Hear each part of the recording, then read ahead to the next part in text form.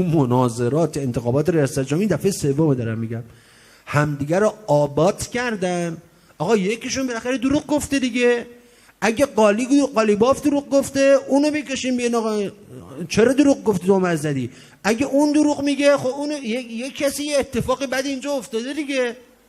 این میگه تو دزدی، میگه نه تو دزدی. این میگه تو خوردی، میگه تو خوردی. این میگه تو خونه 600 میلیارد رو خریدی 52 میلیون تومان، میگه نه تو درخت 500 میلیون رو فروختی 35 تومن. خب بالاخره چی شد؟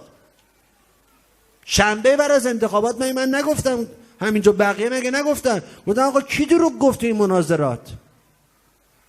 وقتی ولش میکنی کلم یکنش میکنی.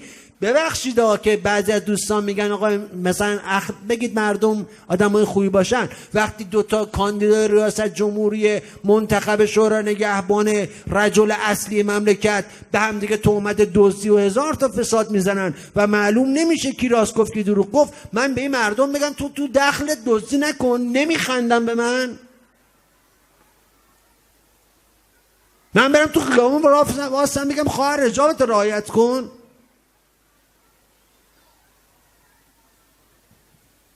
کی دزده بالاخره؟ 10 محرم اتفاقا این حرفا رو باید بزنی. مردم در مقابله با فساد و ظلم خیلی بی‌حس شدیم.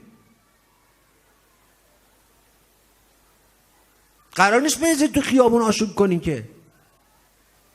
مطالبه راههای همین که آقا اول بحث گفتیم تو قالب نظام. بی‌حس شدیم. اگه 5 میلیون نفر سوال میکردن که آقا تو مناظرات ریاست جمهوری آقای جهانگیری و روحانی راست گفتن یا آقای قالیباف، 5 میلیون نفر سوال میکردن از قوه قضاییه. اگر آقای قالیباف راست گفت چرا راست داره راه میره آقای جهانگیری؟ اگه آقای جهانگیری راست گفت چرا قالیباف داره راست راه میره؟ جلو چشم 80 میلیون نفر تهمت دزدی زدن به هم دیگه. بعد شما توقع داری بعد آقای جهانگیری میشه رئیس کمیته مبارزه با فساد.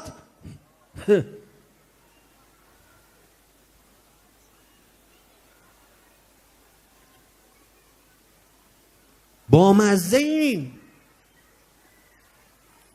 بعد شما توقع داری دانش آموز ما توی خاطرات دنبال قبلیا نگرده؟ اعتماد عمومی رو از بین بردید. یک کسی باید روشن کنه چیه. من حرف آخره بزنم. مردم به امام حسین، به هیئت، به روحانیت، به خدا، به اسلام، به مسیحیت، به هر دینی، به همه چیز دارن بی‌اعتماد میشن به همین سادگی. دلیلش چیه؟ دلیلش اینه که 2 تا آدم با اون گنده‌ای وسط تلویزیون با هم صحبت کردن و 100 تا همچین اتفاقاتی افتاده. معلوم نشد کی راست میگه کی دروغ میگه. معلومش کنید دیگه. مبارزه اجازه گرفتید از رهبری برای مبارزه با فساد، خیلی خوب. تکلیف مناظرات ریاست جمهوری سال 96 رو مشخص کنید. مبارزه با فساد. نمیخواید برید بگید به و میم الف و قاف جیم و تای دسته‌دار با تای بی دسته پیدا کنید بزنید. اینا مفسدین اقتصادی در مفسدین اقتصادی 3 نفرن، یا آقای جهانگیریه، یا آقای روحانی، یا آقای قالیباف. خودشون گفتن سند آوردن. این سندشون هم سنداشون رو با خودشون بکشین دادگاه. این 3 تا رو یکیشون رو آویزون کنید، بقیه مفسدین حساب کار دستشون میاد. ببینید مردم این دور زمونه درک دارن. مبارزه با فساد شعار نیست. اگر جدیت میخواید به خرج بدید، مردم میدونن باید از کجا مبارزه با فساد شروع بشه. نرو تو دروازه اصفهان بگرد ببین کی پوشک ذخیره کرده اسمشو بزن تو روزنامه خبر. یکی از مفسدین اقتصادی دستگیر شد، 2000 تا پوشک و نوار بهداشتی.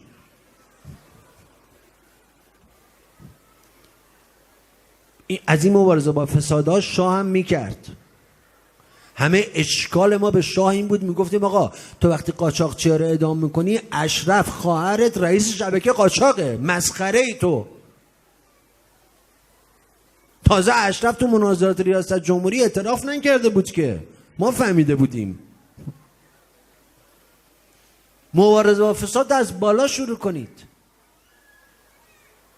اگر شما مطالبه داشته باشید، ما به این جلسه که با این ما مطالبه 10 میلیونی لازم داریم، فکر کردیم مثلا با 10,000 نفر میشه کاری کرد توی مملکت. شماها مطالبه داشتین 10 میلیون آدم تو ایران بیان میگن آقا تکلیف با فساد میخواین شروع کنید مبارزه با فساد. گرفتید ارزش هم از آقا گرفتید، بسم الله الرحمن شروع میکنیم. از مناظرات ریاست جمهوری سال 96 شروع میکنیم. این خونه‌ای که آقای قالیباف میگه آقای روحانی گرفته چی بود؟ اون درختایی که میگفت کندی چی بود؟ اون برج که میگفت چی بود؟ داداش جهانگیری قضیهش چی شد؟ داداش روحانی چی شد؟ پسر قالیباف میگن فلان کرد چه؟ همینا بگین چی شد؟ از اینجا شروع کنید. از اینجا شروع کنید. شما داداش جهانگیری بگو چی شد؟ داداش روحانی بگو چی شد؟ اینا رو بگو چی شد؟ من خودم این پوشک سازه رو میگم پوشک‌ها رو همه رو بیاره رایگان، بره بچه‌ها قانون توزیع کنه. نمیخواد بگیریش.